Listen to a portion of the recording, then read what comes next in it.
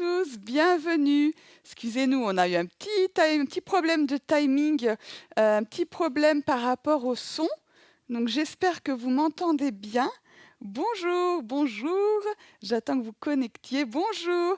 Si quelqu'un pouvait me dire que vous m'entendez bien avec un petit pouce en l'air, parce qu'on est en train de tester une nouvelle façon de mettre du son. Et du coup, peut-être que vous ne m'entendez pas. Est-ce que vous m'entendez? Allô, allô? Oui, vous m'entendez, génial, merci à vous. Excusez-nous, on a eu un petit peu de retard puisqu'on est en train de mettre en place un nouveau trépied, tout simplement, pour que ce soit plus pratique pour vous. Bienvenue à ce live, j'espère que vous avez passé un très bon week-end. Moi, personnellement, il a été formidable.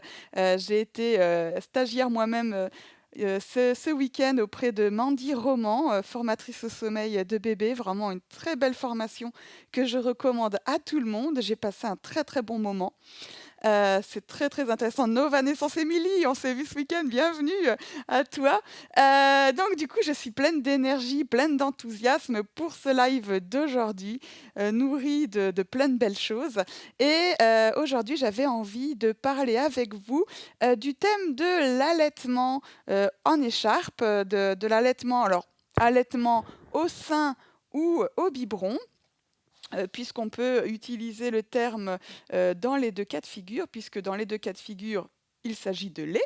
Mais on va voir un petit peu principalement quand même les bienfaits du portage sur l'allaitement maternel, l'allaitement au sein, puisque quand on allaite son enfant, il va y avoir des choses qui vont se passer d'un point de vue hormonal et on va voir à quel point le portage est à mon sens presque indispensable, j'ai envie de dire, quand on est une maman allaitante. Mais vous allez voir, il y a pas mal de choses aussi très très sympas aussi quand on alimente son bébé au biberon.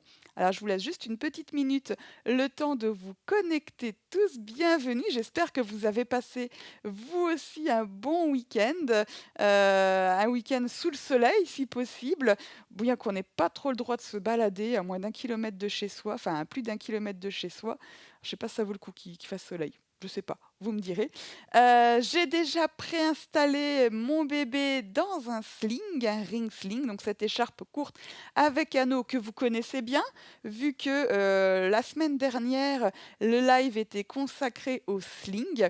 Donc voilà, je reprends là où on en était à la fin, un sling de la marque Ocha, puisque souvent vous m'écrivez pour me demander waouh, qu'est-ce que c'était que ce magnifique porte-bébé que tu avais. Celui-ci, c'est un très très vieux un sling de la marque Ocha. Il doit avoir au moins, ce coloris-là doit avoir au moins peut-être 6 ou 7 ans, je ne sais plus, mais ça se trouve d'occasion. Et, et donc voilà, voilà, je vois que vous êtes nombreux à vous connecter. Bienvenue, merci. Et nous allons commencer ce live spécial allaitement de bébé. Alors vous allez peut-être me dire quel est le rapport avec le portage et l'allaitement de bébé. Et pourtant, il va se passer plein de choses quand on va porter un bébé contre nous, plein de choses qui vont avoir vraiment un impact direct sur son alimentation. Alors, première des choses, je vous en parle déjà depuis, de nombreux mois puisqu'on commence à avoir un nombre assez conséquent de lives et je vous remercie, pour votre fidélité. Quand on porte un bébé contre soi, on va vraiment être au plus près de ses besoins. Il est très aisé de, se rendre compte qu'un bébé a faim quand il est tout contre nous et il peut être plus difficile de s'en rendre compte quand il est posé à l'autre bout de la pièce, par exemple, dans son petit transat ou dans son lit. Alors, vous savez, il y a quelques années, on disait aux parents qu'il fallait donner le biberon ou le sein. Alors, le sein, on disait toutes les 2 heures, le biberon, on disait toutes les 3 heures environ. Et donc, bien, les mamans, parce qu'on leur expliquait qu'il fallait alimenter comme ça leur bébé, ben, elles étaient montre en main à dire, ben non, bébé, ne pleure pas, le biberon, il sera que dans 1 heure ou je te donnerai la tétée que dans une demi-heure. Et le temps passant, on s'est rendu compte que ces idées-là n'étaient pas très bonnes. En effet, l'estomac d'un bébé nouveau-né est minuscule. Il est vraiment de la taille d'une petite, je sais même plus, d'une noisette, je crois, ou d'une noix, enfin d'un tout petit, c'est vraiment tout petit, petit. L'estomac, une noix, ça me paraît grand pour un nouveau-né, c'est vraiment minuscule et donc le bébé va vraiment boire, mais quelques petits millilitres, il boit à peine et donc vous vous doutez bien que c'est très vite digéré ce lait qu'il a bu et donc d'attendre 2 ou 3 heures avant la ration suivante, c'est très compliqué pour lui parce que le bébé nouveau-né va dépenser énormément d'énergie pour grandir, pour bouger. Le bébé a une croissance qui est phénoménale la première année, phénoménale. Il va grossir jusqu'à, il va prendre 3 fois son poids, quelque chose comme ça. Donc vous vous rendez bien compte que ce bébé va avoir besoin de beaucoup, beaucoup, beaucoup d'énergie. C'est pour ça que le temps avançant, les professionnels ont cessé de dire donner un biberon toutes les 3 heures ou donner la tétée toutes les 2 heures. Maintenant, on dit il faut donner la tétée à la demande. Et là aussi, il y a eu des petits problèmes de compréhension. Parce que figurez-vous que le bébé ne s'exprime pas par le pleur. Je le sais bien, quand je demande à tous les parents comment s'exprime un bébé, tous les parents me disent le bébé, il s'exprime en pleurant. Je sais pas vous, mais moi, quand j'ai besoin de parler, c'est pas en pleurant que je parle. Quand je pleure, c'est qu'il y a vraiment une catastrophe, que je vais pas bien, qu'on m'a pas écouté, que ça faisait peut-être un moment que j'exprimais que j'avais un problème, et comme personne ne m'écoute, je me mets à pleurer, à fondre en larmes. Eh bien, c'est pareil pour le bébé. On ne le sait pas forcément, mais le bébé ne s'exprime pas par les pleurs. Le bébé s'exprime par son corps. Et ça, c'est extraordinaire, puisque si on regarde tous les bébés du monde entier, ils s'expriment très exactement de la même façon. Ils vont avoir les mêmes mouvements, les mêmes mimiques, les mêmes gesticulations pour nous dire les choses. Les bébés parlent avec leur corps. Et du coup, quand on disait aux parents, il faut donner la tétée à la demande, que faisaient les mamans, et les papas bien évidemment? Eh bien, ils attendaient que le bébé demande, c'est-à-dire qu'ils attendaient que le bébé pleure pour réclamer son repas.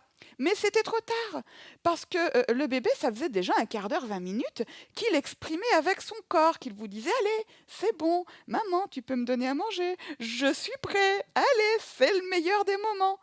Et quand il voit que le lait ne vient pas, au bout d'un moment, il panique, il s'énerve un peu et il finit par pleurer pour dire eh oh, tu m'as oublié, j'ai faim depuis un moment, tu ne m'as pas donné à manger. Et là, il pleure. Et c'est évidemment la catastrophe, parce que je sais pas vous, mais quand je me mets à pleurer très très très fort, si quelqu'un vient me voir en me disant tiens, mange un petit sandwich au Nutella, ça ira mieux, non, j'ai besoin d'être consolée. Et donc, quand le bébé pleure, ce qu'il attend avant tout, c'est d'être consolé par ses parents. Et donc, le parent, s'il lui donne le sein à ce moment-là, c'est le moment où le bébé, il est un peu trop fatigué, il a pleuré, ça dépense beaucoup d'énergie de pleurer, et donc il est fatigué, il va téter 1 ou 2 minutes, et il s'endort au sein parce qu'il a été épuisé par ses larmes, parce que il en peut plus, et donc c'est raté parce que le bébé avait besoin d'être bien vigilant, il avait besoin d'être au point, d'être au moment le mieux possible pour téter et on a raté ce moment. Alors je dis on a raté ce moment, je suis bien évidemment pas en train de vous culpabiliser. Moi, la première, j'ai raté un nombre incalculable de moments avec mes bébés puisque, très bon élève, on me demandait d'attendre de donner la tétée à la demande et j'attendais bien poliment que mon bébé me le réclame. Et non, il le réclamait avec son corps. Alors vous allez me dire, c'est bien, tu nous fais un topo sur l'allaitement, mais quel est l'intérêt par rapport au portage? Eh bien, je vous l'ai dit, le bébé s'exprime par le corps pour réclamer à manger. Et quand on a le bébé contre soi, vous allez voir qu'il va être très très performant pour nous indiquer qu'il a faim parce que il a besoin aussi de notre corps pour nous l'expliquer. Alors que va faire un bébé qui a faim, que ce soit un bébé qui tète au sein ou un bébé qui tète au biberon, même s'il n'a jamais tété au sein, votre bébé étant muni de ce langage corporel, il va lui falloir un petit peu de temps pour apprendre un nouveau langage pour vous dire qu'il a envie d'un biberon. Donc au départ, il va exprimer de la même façon qu'il a envie de manger. Alors en général, comment il exprime ces façons-là? Il va commencer par ouvrir un peu la bouche comme ça, il va mettre ses petits poings à sa bouche, il va les téter. Dès que vous allez l'avoir contre vous, c'est pour ça que je vous l'ai dit, c'est pratique de l'avoir contre soi pour comprendre son langage corporel, il va chercher, il va fouisser comme ça là. Il cherche avec son nez, il va essayer d'aller vers le sein, même si vous lui donnez le biberon. Ce n'est pas une accusation. Il n'est pas en train de vous dire «Maman, tu ne m'allaites pas, regarde, j'aimerais tellement téter au sein». Non, il est en train de vous dire «Écoute maman, c'est comme ça qu'on m'a appris, c'est mon kit de démarrage du nouveau-né, c'est dans ma mémoire archaïque, je sais de façon cellulaire que quand j'ai faim, il faut que je te montre en frottant mon visage près de ton sein. C'est comme ça depuis le début de l'humanité, depuis l'époque des hommes préhistoriques, c'était comme ça que l'enfant a manifesté le fait qu'il avait faim. À l'époque, ça n'existait pas les biberons, donc forcément, il se frottait au sein de maman pour déclarer qu'il avait faim.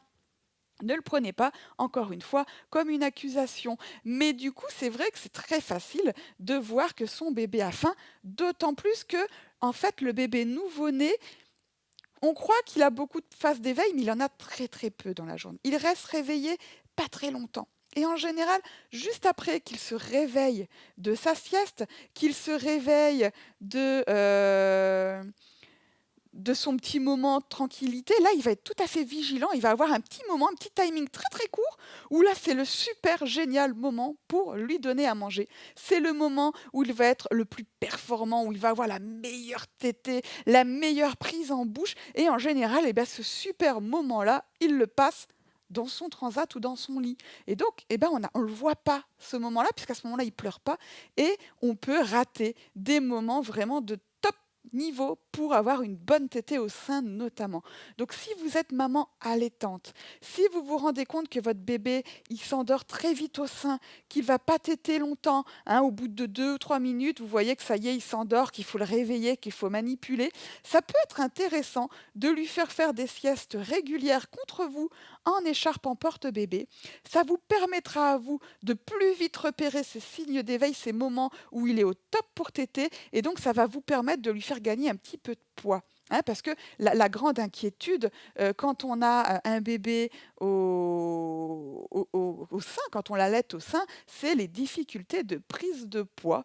Et donc, quand vous voyez que votre bébé, c'est un peu difficile pour lui de bien grossir, n'accusez pas forcément votre allaitement, puisque je sais, comme nous sommes des mères qui sommes tout le temps à s'auto-flageller, c'est toujours de notre faute, hein, quand il y a quelque chose qui ne va pas.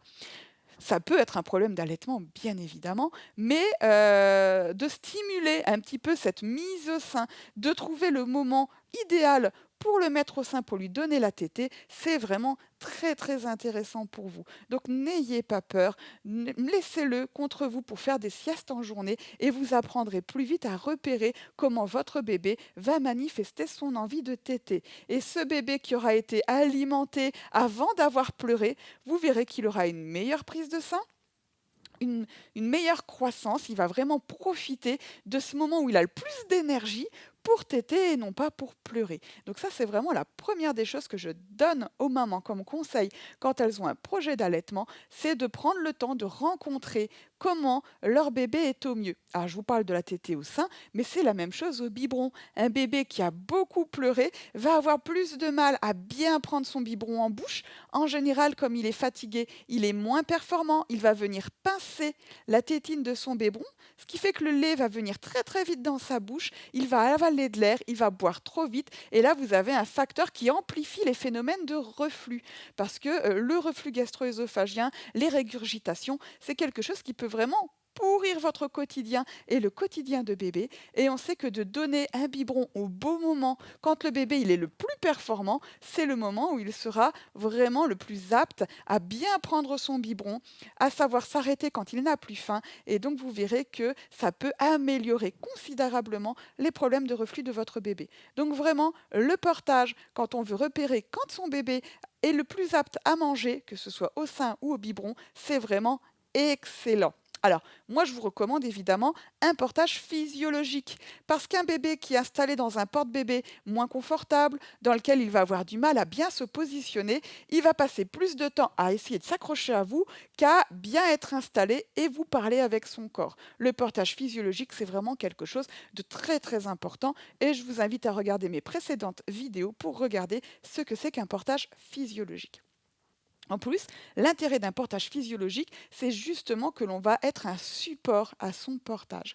Parce qu'il faut savoir que dans l'écharpe de portage ou dans le porte-bébé, le bébé n'est pas vautré comme sur un canapé. Le bébé, il est acteur de son portage. Il va bouger avec vous, il va compenser vos mouvements et donc il est important qu'il soit très très bien installé avec un système de portage qui lui permette de bien s'enrouler, que tout le tissu vienne bien mouler son dos, parce que ça va permettre au bébé, du coup, d'être acteur de son portage, mais de ne pas trop en faire. Pour vous donner un petit exemple, quand un coureur de Formule 1 va faire une course, il a besoin d'avoir une voiture performante s'il voulait rouler très vite. Eh bien, c'est pareil avec votre bébé. Quand il est dans un porte-bébé performant, c'est là qu'il va le mieux s'accrocher à vous, c'est là qu'il va mieux recruter au niveau tonique, tout son corps, tous ses muscles pour bien s'accrocher à vous et donc ça va lui permettre d'avoir un portage plus qualitatif pour lui, une meilleure prise de poids et surtout de moins se fatiguer dans le porte-bébé. Ça, c'est vraiment très important. Si vous avez un porte-bébé qui n'est pas physiologique, que vous le savez, mais que vous n'avez peut-être pas la possibilité, pas le désir de porter votre bébé autrement que dans ce porte-bébé non physiologique, je vous invite à éviter de le porter dans ce type de système pour des balades trop longues, des marches toniques par exemple, quand vous devez aller faire vos courses ou des choses comme ça. Privilégiez la poussette pour les moments toniques où vraiment vous allez le plus stimuler le bébé et gardez le porte-bébé pour les moments câlins, pour des petits trajets, pour des portages plutôt ponctuels. Ça permettra à votre bébé, vous verrez, de pouvoir avoir des moments aussi où il aura moins besoin de venir s'accrocher à vous. Oui, on peut être fan du portage et dire aux parents, ce n'est pas grave de mettre un bébé dans une poussette, ne vous inquiétez pas, tout ira bien pour lui, hein. La poussette, c'est un endroit qui est aussi très utile pour le bébé. Alors, on va parler un petit peu plus précisément de l'allaitement maternel maintenant. Alors, quand on allaite un bébé, on va avoir besoin de plein de petites hormones différentes. Les deux hormones majeures sont l'ocytocine et la prolactine. L'ocytocine, c'est l'hormone qui va vous permettre d'éjecter le lait, hein. C'est vraiment l'hormone qui va faire sortir le lait de vos seins. Et la prolactine, c'est l'hormone qui va vous permettre de fabriquer, hein, le lait. Et sans ces deux hormones-là, l'allaitement est impossible. Eh bien, il faut savoir que quand on a son petit bébé contre soi, on va naturellement sécréter des ocytocines. Et ça, c'est important parce que ça va vous permettre une très bonne éjection du lait. Alors, pour les mamans porteuses qui ont déjà porté leur bébé tout en ayant un allaitement maternel au sein, vous vous êtes peut-être rendu compte qu'au bout d'un petit moment de portage, on finit par avoir des grosses auréoles parce qu'on a beaucoup de lait qui est sorti. Et oui, effectivement, je vous l'ai dit, on sécrète des ocytocines quand on a son bébé contre soi, donc c'est normal du coup que le lait sorte tout seul. Mais c'est intéressant parce que ça permet la stimulation de votre allaitement maternel. Votre lait a besoin de sortir, ça c'est important. Et donc, ce n'est pas grave si vous êtes mouillé. Certes, c'est pas très esthétique, mais c'est pas grave. Bien au contraire, l'odeur de lait va stimuler votre bébé, donc c'est très intéressant pour lui, parce qu'il faut qu'il soit les premiers jours après sa naissance le plus possible au sein pour vraiment lancer votre allaitement. C'est le bébé qui fait une grosse partie du travail. C'est pour ça qu'il faut le laisser travailler, hein. Comme un maçon, par exemple, eh ben, il faut le mettre devant son chantier pour que le chantier progresse. Eh bien, c'est pareil pour votre bébé. Si vous l'avez contre vous, ça va lui permettre de lancer et d'avancer dans son chantier, de mettre en place votre allaitement à vous. C'est un partenariat, un allaitement maternel. C'est pour ça qu'il est recommandé d'avoir son bébé bien contre soi. Et le top du top du top, c'est de l'avoir en peau à peau. Vous, le buste tout nu, votre bébé tout nu contre vous, avec la couche, hein, bien évidemment, et vous verrez que là, vous allez avoir un allaitement qui sera plus facile à mettre en place. Si vous voyez que vous avez du mal à mettre en place votre allaitement maternel, que la montée de lait tarde un petit peu à venir, n'hésitez pas à garder votre bébé en peau à peau contre vous. C'est très bon pour lui. Ça participe à sa thermorégulation. Ce qui fait que du coup, plutôt que d'utiliser toutes les calories qu'il a bu avec votre colostrum ou avec votre lait, même si vous n'en avez pas encore beaucoup, eh bien, au lieu d'utiliser toutes ces calories pour se tenir au chaud, eh bien, il va les utiliser pour bien grossir, puisque vous allez le garder au chaud bien contre vous, et donc c'est vous qui allez travailler pour lui. C'est pareil avec le porte-bébé. Quand on porte un bébé contre soi, on va vraiment participer à sa thermorégulation, c'est-à-dire qu'on va aider le bébé à garder sa température bien comme il faut, et donc comme ça, il n'aura pas besoin d'utiliser ses calories pour se tenir au chaud lui-même, et donc il va avoir une meilleure courbe de prise de poids. Ça aussi, c'est un conseil que je donne aux mamans qui allaitent au sein leur bébé. Je leur dis surtout, n'hésitez pas à beaucoup le porter au début, parce que comme ça, il aura moins froid et il va pouvoir bien grossir. Ça, c'est très important, surtout si on vous dit que votre bébé a une prise de poids qui n'est pas très satisfaisante. Dernière chose, le fait de garder verticalisé son bébé contre soi, c'est très intéressant parce que dès qu'on l'allonge, souvent, il commence à régurgiter un petit peu. Parce qu'il faut savoir que l'estomac du bébé, hein, c'est une petite poche, et en haut, il y a un tuyau qu'on appelle l'œsophage.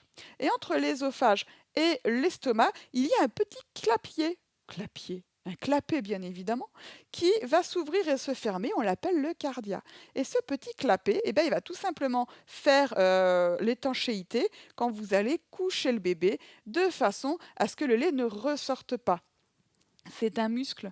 Et le problème, c'est que quand le bébé il est tout petit, eh ben, ce petit clapet, il n'est pas très musclé, il n'est pas très mature, et souvent, ben, il n'est pas très fermé. Et donc, dès qu'on couche le bébé, flop, tout le lait reflue, et à force de refluer, ça peut l'irriter très fort, ça peut lui faire mal. Donc, c'est pour ça qu'il est recommandé, après un biberon notamment, de garder environ un quart d'heure le bébé contre soi bien à la verticale. Je vous l'ai dit, le bébé a un tout petit estomac, ça va être digéré un sphincter, tout à fait, on l'appelle le cardia, c'est un sphincter, effectivement.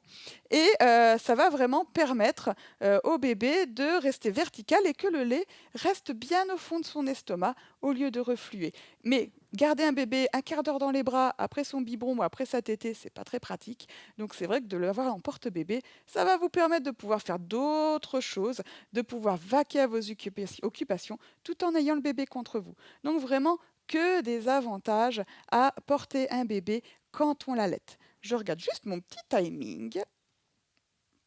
24, le temps passe très très vite. Je vais maintenant vous montrer comment on peut installer le bébé tout simplement quand on a un porte-bébé pour pouvoir l'allaiter. Vous allez voir, c'est très facile.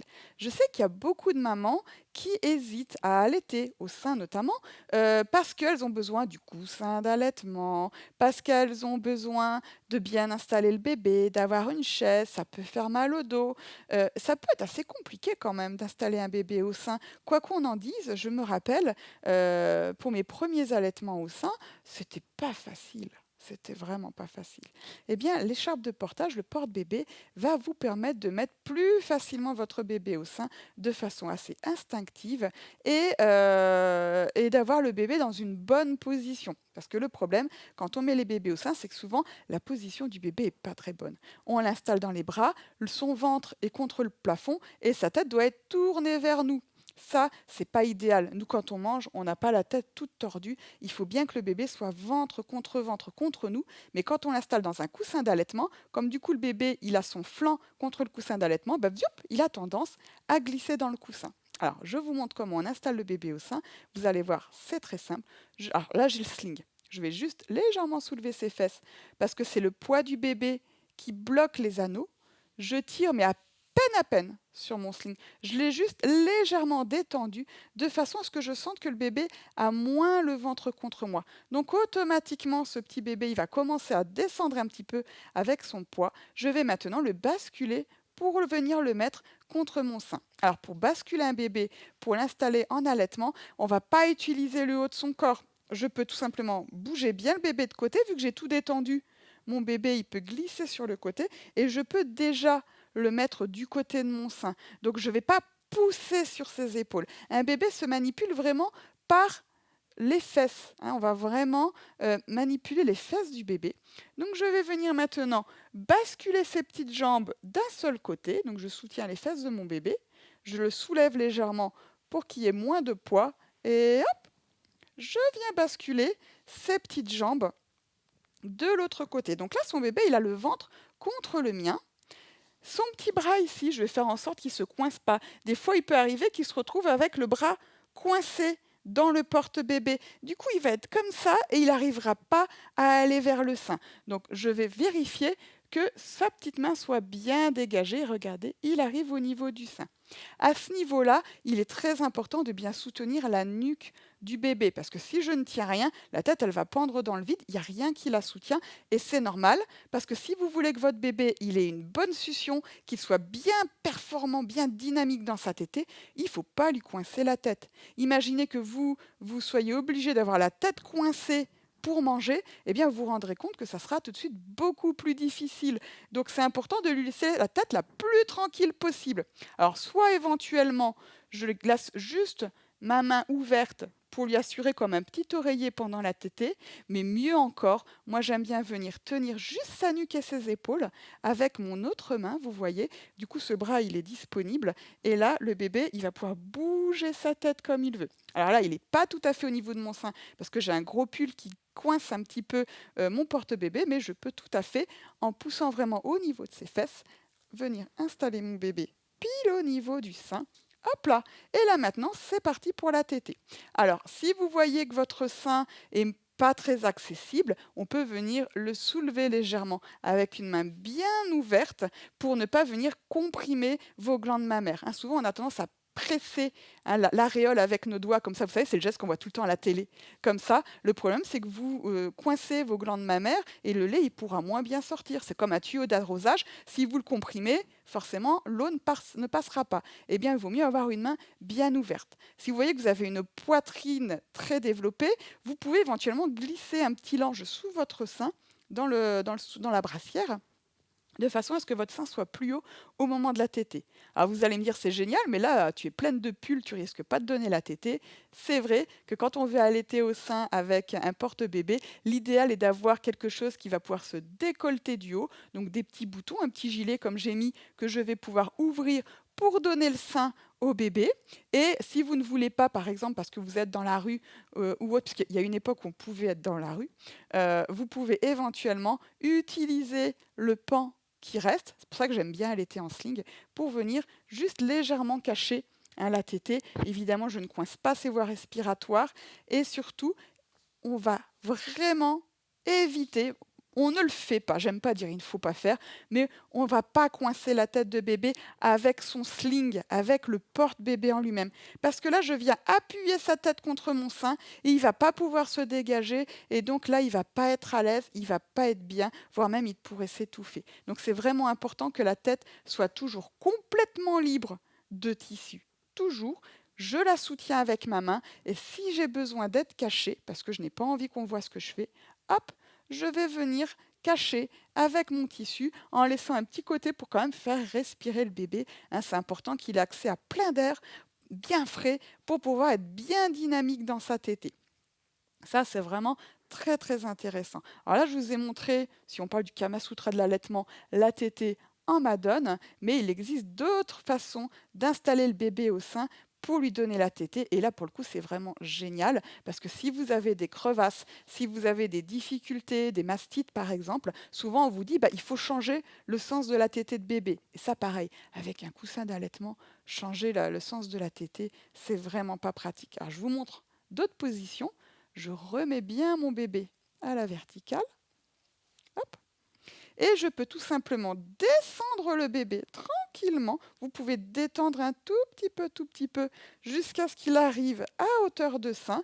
Mais une fois que vous avez bien installé bébé à hauteur de sein, pensez à retendre un petit peu, non pas pour remonter le bébé, mais juste pour que le bébé se sente bien soutenu dans son portage. Je réajuste bien tout autour de mon bébé et là, il va pouvoir téter, regardez, à la verticale. Ça, c'est génial de donner la tétée à la verticale à son bébé parce que là, il va être vraiment très dynamique dans sa tétée. Si vous avez du lait qui part très vite, vous savez, vous avez l'impression que vous noyez votre bébé dans le flot de lait quand vous allaitez. Ça s'appelle un réflexe d'éjection fort. On peut très bien envoyer une giclée de lait à 2 mètres. C'est assez impressionnant. Eh bien, le fait de donner la tétée à la verticale va faire que la gravité terrestre va faire que le lait va aller moins vite au fond de sa gorge et donc il s'étouffera moins, ça sera plus confortable pour lui. Hein, si vous voyez qu'il tousse tout le temps quand il est en train de téter, qu'il a un débit de lait un peu rapide, c'est peut-être bien parce que vous avez un réflexe d'éjection un petit peu fort. Dans ce cas-là, la tétée à la verticale, c'est pour vous, c'est génial.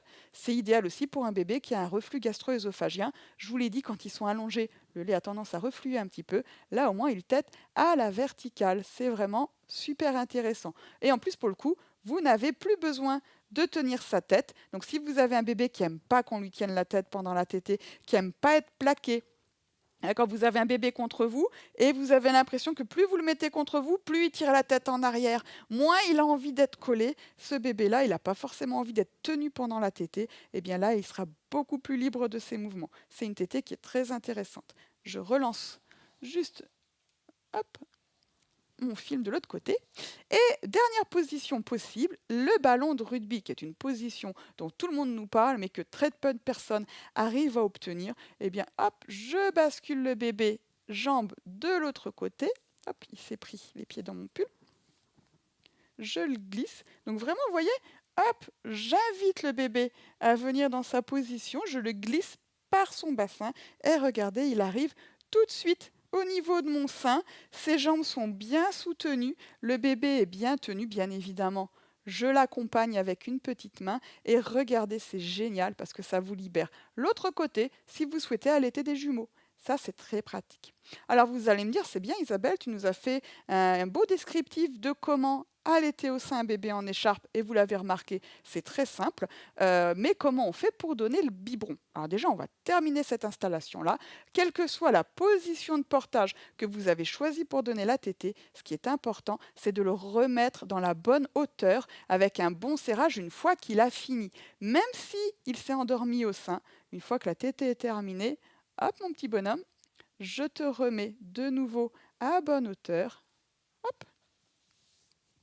Alors, pour les mamans qui donnent systématiquement les deux seins, je regarde la petite question d'Émilie. Effectivement, le sling a cet inconvénient qu'il est un peu plus difficile de donner le deuxième sein, ou en tout cas, quand on donne le deuxième côté, on va être face à un allaitement traditionnel de l'autre côté. On va tout simplement détendre le sling et accéder à l'autre sein. C'est pour ça que moi, j'aime bien l'écharpe de portage avec un nœud symétrique parce que ça vous permet de donner par contre les deux côtés, on ne se pose pas de questions, ça ne pose pas de problème. Mais effectivement, pour donner ce deuxième sein en sling, je vais être obligée de beaucoup détendre et d'inviter le bébé à venir téter le deuxième sein. Alors, il existe des techniques pour pouvoir donner plus facilement le deuxième sein. On peut tout simplement descendre son épaule de ce côté-là, mais c'est vrai que ça demande une petite gymnastique supplémentaire pour arriver à donner le deuxième côté. Hop. Donc je remets mon bébé bien à la verticale, je le réinstalle puisqu'il a fini sa tétée, on n'oublie pas de le remettre au bon endroit. Maintenant, je veux donner un biberon à mon bébé. Là, il a son ventre contre moi, il a son visage contre moi, c'est un peu compliqué d'aller lui donner un biberon. Alors, petite astuce, pareil, je détends légèrement mon sling, je vais venir récupérer son bassin, ses petites fesses, donc je peux tout à fait glisser mes mains dessous, et hop, je le mets complètement de côté. C'est-à-dire que son flanc est contre moi et là, son ventre regarde les anneaux. Je vais penser éventuellement à dégager son bras. Soit je le ramène contre lui, hop, de façon à ce que ses deux petites mains soient devant lui. Soit je vais voir où naturellement il a envie de positionner son bras. Hop, je l'installe tranquillement. Donc je peux même le garder, hop, dans mon bras. Évidemment, je retends mon installation, très important. Et maintenant, je vais pouvoir venir lui donner le biberon tranquillement. Si je suis par exemple sur une file d'attente à la poste, il y a beaucoup de monde devant moi, mon bébé hurle parce qu'il a faim, ça y est, il est prêt, c'est le moment où il a faim. Bah, si vous avez déjà préparé quelque chose, hop, vous n'avez plus qu'à venir lui donner le biberon, ou si vous êtes en promenade en famille, vous allez pouvoir lui donner son biberon tranquillement. Mais pareil, une fois que le biberon a été donné, on n'oublie pas qu'après, on va tout simplement, hop, rebasculer le bébé bien comme il faut, même s'il est sur le point de s'endormir. Mon bébé s'en mêle dans mon pull. Hop. Même s'il est sur le point de s'endormir, ce n'est pas grave. Je bouge un peu pour lui montrer qu'il est avec moi. Ne t'inquiète pas, mon bébé, je ne vais pas te sortir du porte-bébé. Continue ta sieste tranquillement contre moi. Et là, il va pouvoir faire sa petite digestion tranquillement. Donc vous voyez, le porte-bébé, c'est quand même un outil très intéressant dans le projet d'alimentation de son bébé parce que ça peut vraiment vous permettre de vous sauver de bien des situations. Ça va permettre un nourrissage de l'enfant plus confortable pour vous et pour lui. Mais par contre, je sais que souvent les mamans me demandent comment allaiter dans un porte-bébé pendant mes ateliers de portage. Parce qu'on est dans une société de performance, hein. Il faut pouvoir donner la tétée tout en faisant les courses, tout en faisant le ménage, tout en faisant le repas. Et je sais que bien des mamans me demandent comment apprendre à allaiter dans l'écharpe parce qu'elles ont en fait envie de pouvoir faire d'autres choses tout en donnant la tétée. Or, ce qu'il faut savoir, je vous l'ai dit tout à l'heure, quand on allaite au sein, pour donner la tétée, on a besoin de sécréter des ocytocines. Cette ocytocine, c'est ce qu'on appelle l'hormone de l'amour. C'est très précisément la même hormone qu'on sécrète quand on a un orgasme, par exemple, quand on aime son conjoint ou sa conjointe, ou quand on est à regarder ses enfants. Cette ocytocine, c'est l'hormone de l'éjection du lait. Ça vous est peut-être arrivé, si vous êtes allaitante, de prendre un bain ou une douche très décontractante, vraiment bien, et d'un coup, le lait, il jaillit. C'est normal parce qu'en fait, vous venez de sécréter un flot d'ocytocine, vous venez de vous shooter aux ocytocines, et donc du coup, pof, le lait a pu sortir. Parce que l'ocytocine, elle est sécrétée quand on est bien. C'est vraiment une hormone du bien-être. Du coup, cette hormone-là, pour pouvoir allaiter votre bébé, vous devez la sécréter. Le problème, c'est que si vous êtes en train de faire des courses, je sais pas vous, mais moi les courses, c'est pas orgasmique, hein. Franchement, de devoir courir, pour aller acheter, un paquet de lessive, c'est pas ça qui me détend et donc du coup, bah, comme vous êtes pas en connexion avec votre bébé, vous êtes en train de lui donner la tétée, mais vous êtes pas en train de lui donner réellement la tétée. Vous lui avez donné votre sein, mais vous êtes en train de courir après votre paquet de lessive. Et bien, du coup, c'est vrai que de faire d'autres choses que de donner la tétée à son bébé, eh bien, ça peut, tout simplement, hem squeezer, je ne sais pas comment le dire, ça peut freiner en fait la sécrétion de l'ocytocine. Et donc, vous qui pensiez que ça serait pratique de faire d'autres choses tout en allaitant votre bébé, eh ben, au final, vous pouvez, sans le faire exprès bien évidemment, mais rendre votre allaitement plus compliqué. C'est la même chose, vous savez, quand on regarde les nouvelles des copines sur son smartphone ou quand on regarde la télé, on va sécréter d'autres hormones, hein. C'est la dopamine, toutes ces ce sont des hormones qui vont être un bien-être un petit peu artificiel entre guillemets, même si ce sont des très bonnes hormones, mais ces hormones-là, elles ne participent pas à l'éjection du lait. Donc vous allez sécréter ces hormones parce que vous allez regarder la télé, ça va exciter votre cerveau de façon différente, mais ça ne va pas vous permettre de sécréter de l'ocytocine. Donc si j'avais un conseil déjà à vous donner, mesdames, si vous avez des petits troubles dans votre allaitement maternel, c'est les moments de la tétée, vraiment les yeux dans les yeux avec votre bébé. Ça doit être un moment vraiment de bien-être, de détente pour vous. Vous pouvez vous mettre peut-être une petite musique, tranquillement, une petite ambiance un peu feutrée, ce qui va vous permettre de vous détendre. C'est d'ailleurs pour ça, vous avez peut-être remarqué, quand vous êtes très stressé le soir, quand vous êtes vraiment fatigué, c'est le moment où le bébé, il pleure beaucoup, vous avez l'impression que vous avez plus de lait. À partir de 18 heures du soir, de toute façon, les mamans en général n'ont plus de lait. Moi, la première, hein, j'ai pourtant un très gros bagage au niveau de l'allaitement. J'ai été formée, j'ai allaité des enfants. Bah, j'ai toujours cette petite peur archaïque à arriver à 18 heures quand mon bébé pleurait de me dire ça y est, j'ai plus de lait.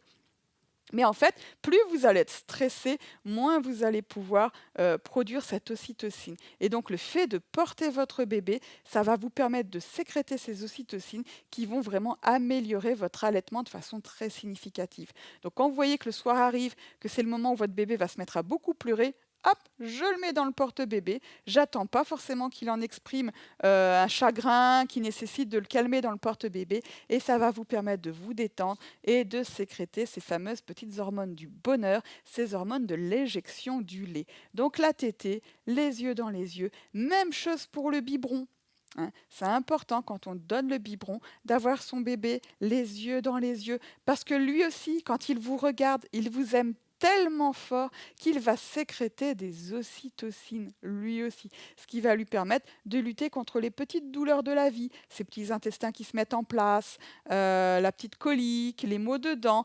Plus vous allez l'avoir contre vous, plus vous allez naturellement le shooter, le droguer avec de la bonne vraie drogue bien douce, bien agréable. Et donc, vous verrez que d'avoir un bébé contre soi et de le porter, ça va lui permettre de lutter aussi contre ces petites douleurs. D'ailleurs, c'est souvent pour ça que les parents viennent au portage. Ils me disent, je viens apprendre à porter mon bébé parce qu'on m'a dit que c'était magique contre les coliques. Non, la seule chose qui est magique dans le portage, c'est qu'il est contre vous. C'est vous qui êtes magique avec votre bébé. Ça, c'est un bout de tissu.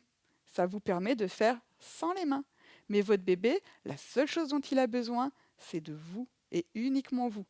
Et papa et maman et petits frères et grandes sœurs et tout ça, bien évidemment. Mais c'est d'être contre vous qui lui fait du bien. Voilà, ceci clôture notre spécial allaitement. Je pourrais vous en parler pendant des jours et des jours, hein, du portage et de l'allaitement. On en reparlera à d'autres occasions, bien évidemment. Mais là, je voulais vraiment vous faire une petite introduction à ce portage et à l'allaitement maternel ou au biberon. Je lui remets la tête sans arrêt parce que j'aime pas comme il la met. Voilà, super. Je vous souhaite une très bonne semaine. La semaine prochaine, nous allons parler du portage en hiver. Comment porter un bébé à l'arrivée de l'hiver? Quel type de manteau de portage choisir ou ne pas choisir? Oh, merci, toujours aussi passionnant. Je te remercie, ça me fait vraiment plaisir. Je vous remercie, je le fais à chaque fois, ça fait niant, excusez-moi. Mais je suis tellement impressionnée par le nombre de personnes qui me suivent, par vos messages que vous m'envoyez, des messages de moniteurs de portage qui me disent: «Oh là là, mais tous les lundis, je fais ma formation avec toi parce que ça me rappelle des choses». Vraiment, je suis, vous me nourrissez, enfin, vous me faites sécréter plein d'ocytocine à moi aussi. Donc merci pour ce shoot gratuit que vous m'offrez, et je vous dis à très, très bientôt. Au revoir, portez-vous bien.